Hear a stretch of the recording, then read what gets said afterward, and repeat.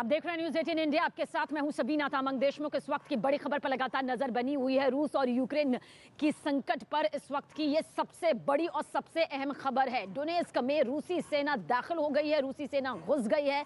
इस वक्त की ये सबसे अहम खबर है। अंतर्राष्ट्रीय स्तर पर देखा जाए तो रूसी सेना की ये दस्तक महायुद्ध की तरफ एक और कदम को बढ़ाती हुई दिखाई देती है। इस वक्त की सबसे बड़ी खबर रूस और यूक्रेन के संकट से जुड़ी आप तक पहुंचा रहे हैं। रूसी सेना डोनेस्क में दाखिल हो चुकी है, रूसी सेना घुस चुकी है डोनेस्क में। देखिए, मिन्स्क समझौते के जरिए बात को सुलझाने की कोशिश जरूर की जा रही थी, लेकिन रूस की तरफ से अलग ही रवैया इस समझौते को लेकर सामने आया है। क्या ये पूरा समझौता है वो भी आपको तफसील से बताएंगे, लेकिन फिलहाल जो अभी खबर निकलकर सामने आ रही है, रूसी सेना डोनेस्क में दाखिल हो चुकी है। रूसी राष्ट्रपति व्लादिमीर पुतिन ने डोनेस्क और साथ ही लुहांस्क को स्वतंत्र राष्ट्र घोषित कर दिया है, जिसके बाद महायुद्ध की जो तस्वीर है और एक कदम आगे बढ़ती हुई दिखाई दे रही है। तनाव फिलहाल तो सुलझता हुआ नजर नहीं आ रहा है। हालांकि इसके बाबत अमेरिकी विदेश मंत्री ने जरूर यूक्रेन के विदेश मंत्री से फोन पर एक बातचीत की है, पर रूसी सेना का इस तरह से डोनेस्क में दाखिल हो जाना, इस तरह से घुस जाना, ये उस दावे को यहां पर पूरा करता हुआ, उस दावे को हकीकत में तब्दील करता हुआ नजर आता है, जहां पर बार बार अमेरिका की तरफ से दावा किया जा रहा है कि यूक्रेन पर चौतरफा हमला हो सकता है। रूस की तरफ से रूस यहां पर हमला कर सकता है यूक्रेन पर। तो इस वक्त की ये सबसे अहम खबर है जो इस वक्त हम आप तक पहुंचा रहे हैं कि किस तरह से मिन्स्क समझौते से बातचीत करने की कोशिश की जा रही थी। मिन्स्क समझौता भी आप इसी बड़ी खबर के साथ जरूर समझ लीजिए। 2014 में जो समझौता हुआ था बेलारूस की राजधानी मिन्स्क में, उसे मिन्स्क 1 कहा जाता है। 2015 में जो समझौता हुआ था उसे मिन्स्क 2 कहा जाता है, जिसका मकसद साफ था, और मकसद ये था कि यूक्रेन की सेना और रूसी समर्थक जो विद्रोहियों हैं उनके बीच की जो ये खाई है, लड़ाई है, उसे खत्म किया जा सके, शांति जो है वो यहां पर बहाल की जा सके।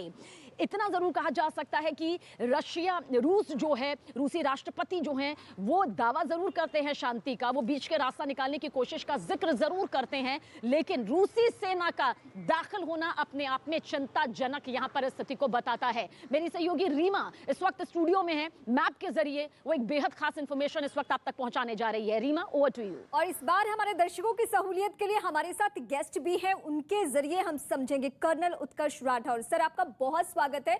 और हम आपसे सीधे जानेंगे जो मैप अभी यहाँ पे प्ले होगा, कि मैप में जो अभी तक रूस का सारा वो कायदा रहा है वो किस तरीके से आगे बढ़ा। अब ये मैप हमने प्ले कर दिया। अब ये जो 2 प्रांतों के बारे में सबसे ज्यादा चर्चा हो रही है, हालांकि ये दिखाने की कोशिश हो रही है कि यहाँ पे विरोधी थे और विरोधियों की वजह से बहुत ज्यादा दिक्कतें नहीं आई है रूस को। क्या यही सच्चाई है यहाँ तक पहुंचने में? गई रात में पुतिन ने, सर आप मैप के करीब आके हमारे व्यूअर्स को समझा सकते हैं। राष्ट्रपति पुतिन ने कल रात को इन दोनों प्रांतों को, ये लुहांस्क पीपुल्स रिपब्लिक और डोनेस्क पीपुल्स रिपब्लिक को मान्यता दे दी है और बोला है कि रशिया अब यहाँ पर पीस कीपर्स भेजेगा। तो अभी जो हालात हैं 2014 से 2015 से एक गृह युद्ध की स्थिति यहाँ पर थी इन दोनों प्रांतों में, और इन दोनों प्रांतों के गृह युद्ध की वजह से इन्होंने कुछ इलाके को गवर्नमेंट कंट्रोल से छुड़ा लिया था। यूक्रेन गवर्नमेंट की कंट्रोल से कुछ इलाके इन्होंने आजाद कर रखे हैं।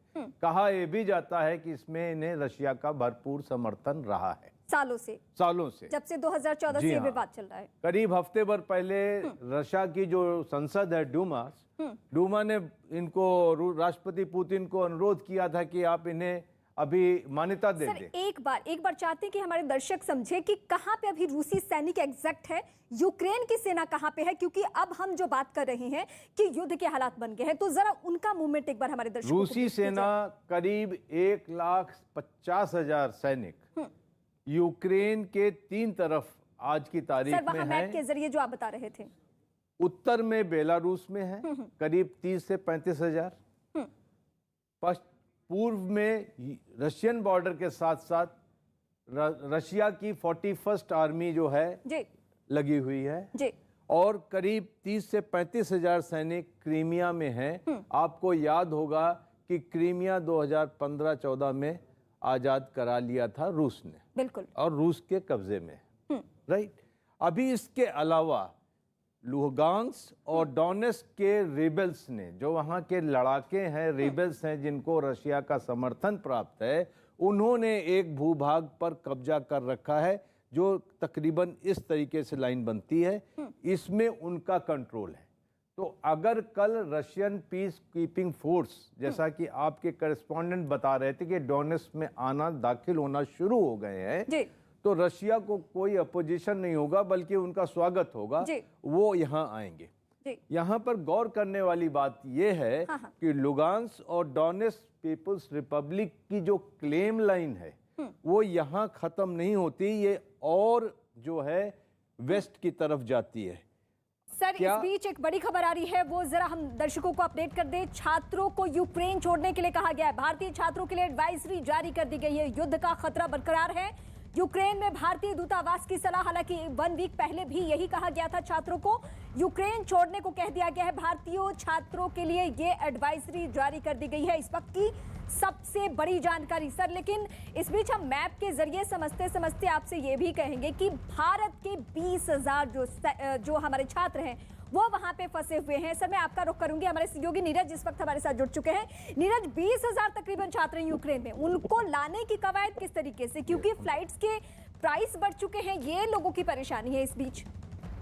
देखिए, फ्लाइट सीमित है और बढ़ाने की कवायद लगातार जारी है और दूसरे रूट के माध्यम से भी भारत सरकार की तरफ से छात्रों को बताया गया है कि दूसरे फ्लाइट से, लेकिन ये तीसरी एडवाइजरी है भारतीय छात्रों के लिए जो इस वक्त यूक्रेन में मौजूद है। और देखिए, भारत सरकार की चिंता है कि छात्र सेफ्टी और सुरक्षा के साथ भारत लौटे, फ्लाइट जल्दी से जल्द बुक कराए, लेकिन वहाँ जो मौजूद छात्र हैं उनकी चिंता है अपने शिक्षा को लेकर। मेडिकल यूनिवर्सिटी में बहुत सारे छात्र पढ़ते हैं और उनकी चिंता इस बात को लेकर है कि ऑनलाइन क्लासेस क्या चलेंगे। इस बारे में कई छात्रों ने फोन करके भारतीय दूतावास से पूछा था। उसके जवाब में भारतीय दूतावास ने छात्रों से कहा कि सबसे पहले आप वहाँ से निकलिए। भारतीय दूतावास वहाँ के अधिकारियों से संपर्क में है ताकि शिक्षा व्यवस्था जो है वहाँ के यूनिवर्सिटी से जो छात्र जुड़े हुए हैं वो सुचारू ढंग से चल सके।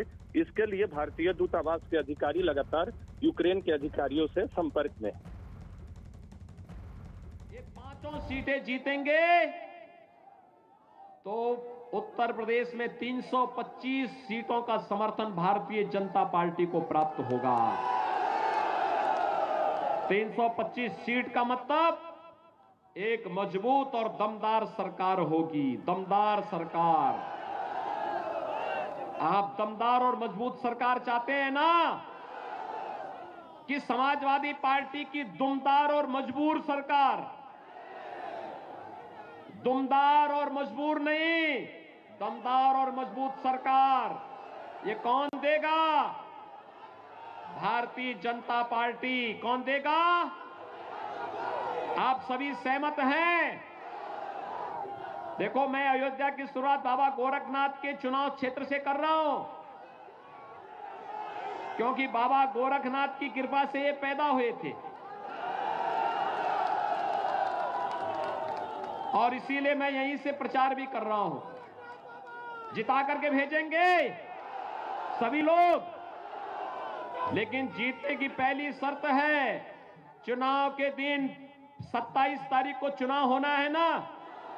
27 तारीख को पहला काम क्या? मतदान। पहला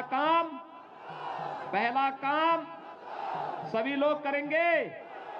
इधर भी उधर भी, पीछे भी बहुत बड़ी संख्या में लोग हैं। सभी लोग मेरे साथ बोलेंगे, सभी लोग सहमत हैं? बाबा गोरखनाथ भारी वोटों से जीतेंगे। आज से घर घर जाकर के वोट मांगेंगे कमल निशान पर सभी लोग। तो मेरे साथ बोलेंगे, भारत माता की, भारत माता की, भारत माता की।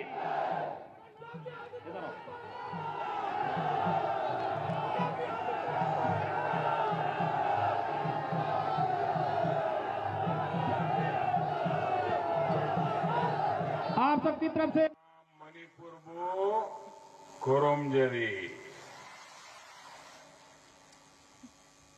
राजर्षि भाग्यचंद्र और पू खोतियन तिल्हो की एक खूबसूरत धरती और इस धरती पर आने का आनंद कुछ और ही होता है। स्वतंत्रता संग्राम से हम सब वाकिफ है, स्वतंत्र संग्राम में महत्वपूर्ण भूमिका निभाने वाला मोइरांग यहां से बहुत दूर नहीं है। इस पराक्रमी धरती के आप सभी लोगों का मैं हृदय से बहुत बहुत अभिनंदन करता हूं। यहां बड़ी संख्या में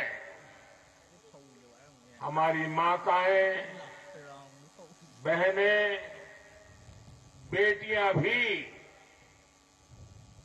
हमें आशीर्वाद देने आई है। मैं एयरपोर्ट से यहां तक आया, करीब 11-12 किलोमीटर का रास्ता, और मुझे ताज्जुब है कि इन 11-12 किलोमीटर रास्ते की दोनों तरफ ह्यूमन चेन नहीं, ह्यूमन बॉल था। इतने लोग आशीर्वाद दे रहे थे। मैं सचमुच में आप लोगों इस प्यार से, आप लोगों के आशीर्वाद से बहुत ही ऊर्जा का अनुभव करता हूं, एक नई ताकत का अनुभव करता हूं। इतना आशीर्वाद देने के लिए, इतना स्नेह बरसाने के लिए मैं मणिपुर की मातृशक्ति को भी विशेष रूप से प्रणाम करता हूं।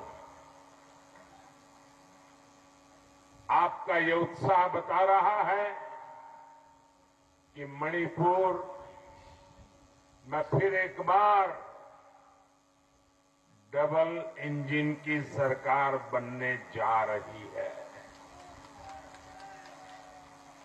भाई और बहनों, पिछले महीने ही मणिपुर ने अपनी स्थापना के 50 वर्ष पूरे किए हैं। बीते दशकों में आपने अनेक सरकारों को देखा है, उनका कामकाज भी देखा है और उनके कारनामे भी देखे हैं।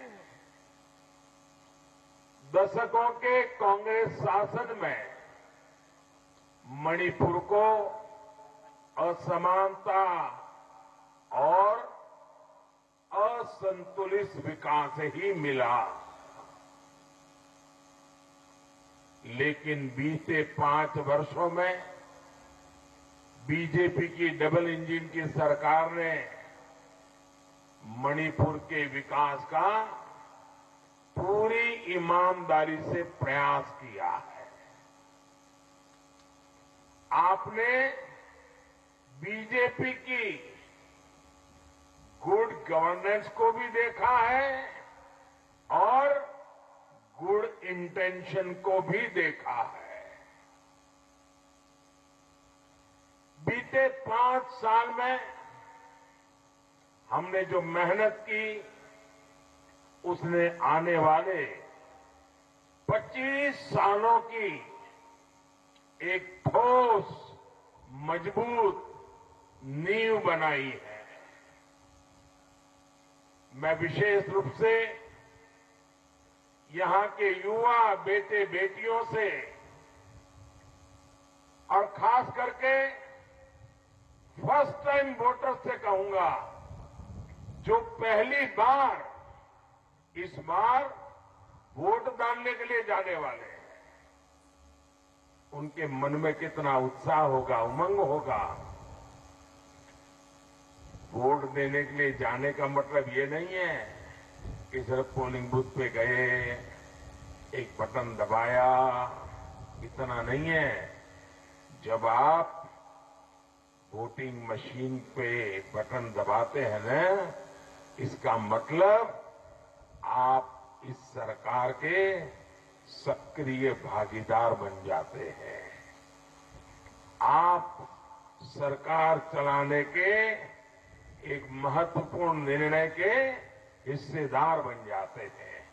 और ये सौभाग्य जिन नौजवान बेटे बेटियों को पहली बार मिल रहा है, मैं सबसे पहले तो उनको बहुत बहुत बधाई देता हूं और उनसे आग्रह करता हूं कि आपके जीवन के जो महत्वपूर्ण पल होते हैं, जब पहली बार आप स्कूल गए होंगे, जब पहली बार आप अपने गांव से कहीं बड़े शहर में बाहर गए होंगे, वो चीजें याद रहती हैं। वैसे ही ये पहली बार वोट डालना,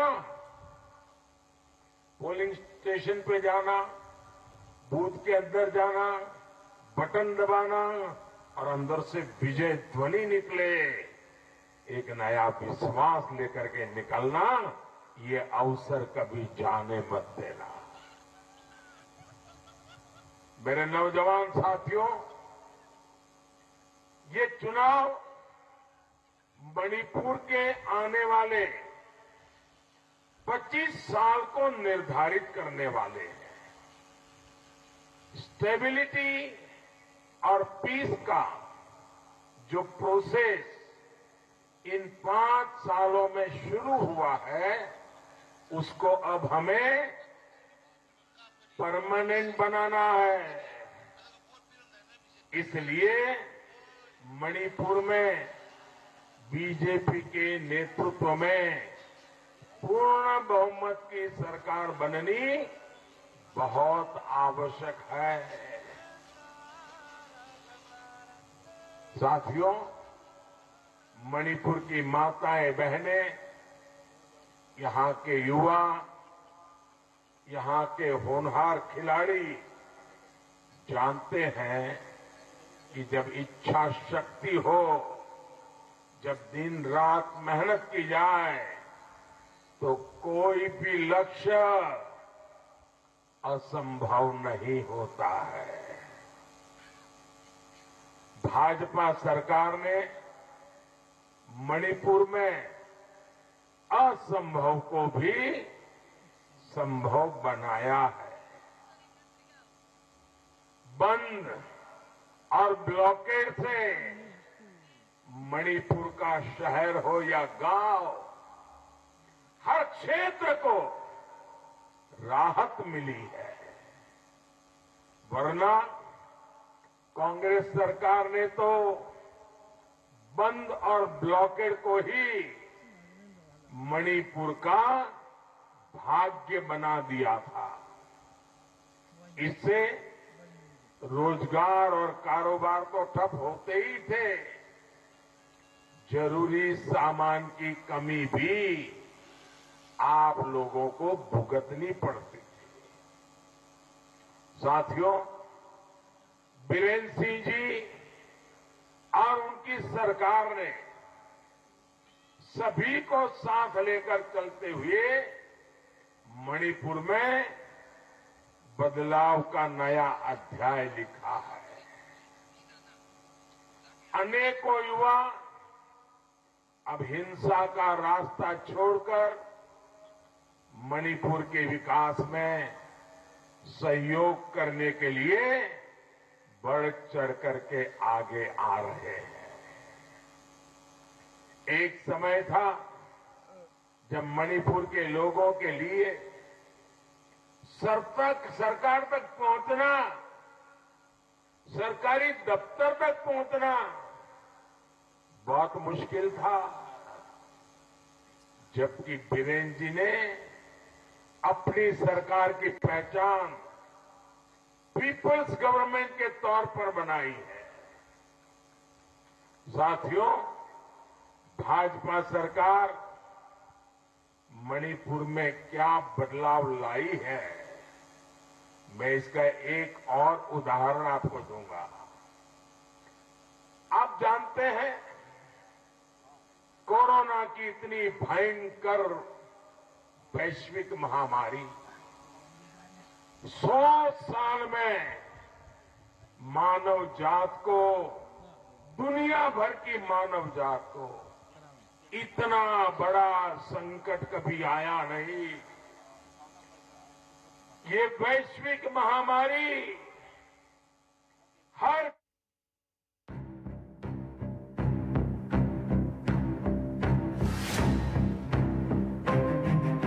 क्या आप मानते हैं कि मुसलमान लड़कियों के लिए ये हिजाब का मुद्दा जायज मुद्दा है? मेरा व्यक्तिगत मानना है जी कि स्कूल के ड्रेस कोड को सभी धर्म के लोगों ने अपनाना चाहिए। डिलिमिटेशन समाप्त होने के बाद जो 6-8 माह का वाजिब समय होगा उसमें हम जरूर चुनाव करा लेंगे। बड़े राज्य में चुनाव अभी कलकत्ते में हुआ जी, जहाँ 0 सीटें आई। तो आप कह रहे हैं 0 सीट है। ऐसा मैं नहीं कहता। उत्तर प्रदेश में बहुत बड़े बहुमत के साथ भारतीय जनता पार्टी की सरकार बनने जा रही है।